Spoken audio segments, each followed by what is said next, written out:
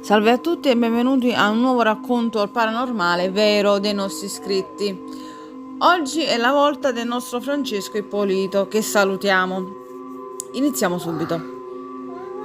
Ero solo un bambino quando mia nonna, una calda sera d'estate di tanti anni fa, raccontò a me e alle mie zie, mentre eravamo seduti al balcone, una storia che non potrò mai dimenticare e che all'epoca mi fece raggelare il sangue. Da pochi giorni era morta prematuramente mia zia Lella e una persona che aveva conosciuto molto bene la defunta. Ormai dopo tanti anni purtroppo non ricordo più chi fosse, dice il nostro Francesco.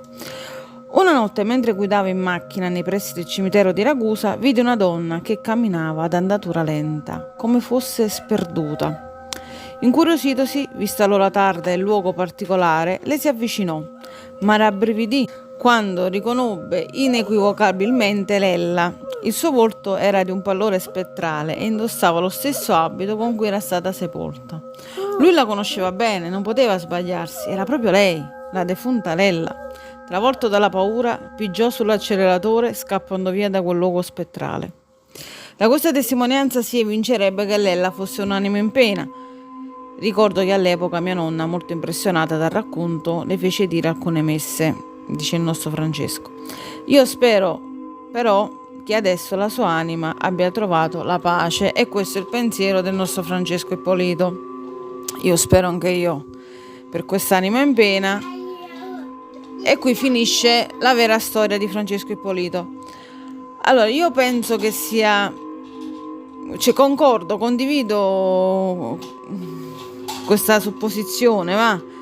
Io penso che sia così. Non era in pace, perché altrimenti un'anima non andrebbe in giro per il cimitero così, non si vedrebbe, appunto.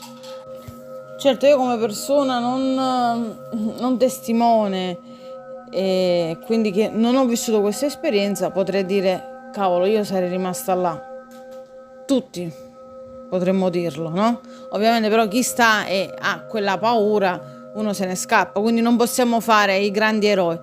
Però io nel mio piccolino sarei rimasta, nel senso, sì, avrei avuto tanta paura, penso che sarei scappata anch'io, ok. Però nel mio piccolino il pensiero era, cavolo, voglio rimanere, voglio cercare di parlare, voglio cercare di chiedere il perché è ancora lì, magari mi parla, oppure questa presenza, non lo so, mi indica qualcosa, perché appunto se è lì un motivo c'è, se è vaga per il cimitero. Tante storie, tante leggende, alla fine questo si parla di fantasmi che si ritrovano sulle strade o che vengono presi dai viaggiatori in macchina ignari, che siano dei fantasmi alla fine. Quindi sono appunto delle presenze inquiete che non riescono a prendere pace e quindi vagano.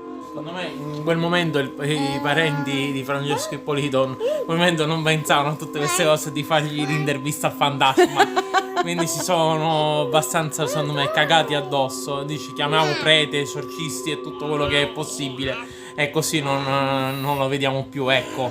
Penso io. Francesco, tu cosa avresti fatto? Parlo adesso con l'età che hai. Ecco, a Francesco uomo adesso, non a bambino.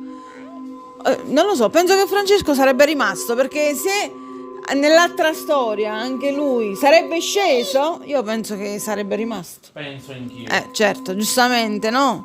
Dice, cavolo, la nonna mi ha raccontato questa storia, mi ha raccontato di questa zia, di questa persona. Dice, cavolo, io voglio sapere, voglio chiedere perché è lì e che cosa ha, diciamo, da dire, se ha qualcosa da dire. Va bene, con le nostre supposizioni, varie domande abbiamo finito. Spero che qualcuno ci possa colmare questa lacuna, questo vuoto.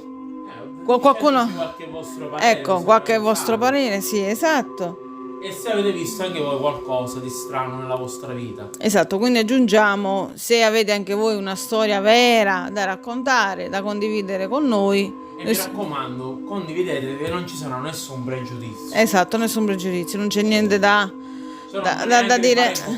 Ecco, esatto, se non neanche questo. Non le leggerei neanche, anzi sono interessanti e sono anche belle da raccontare. Devi credere o non credere. Ecco, esatto, quindi io ovviamente credo a queste cose, quindi non sono scettica.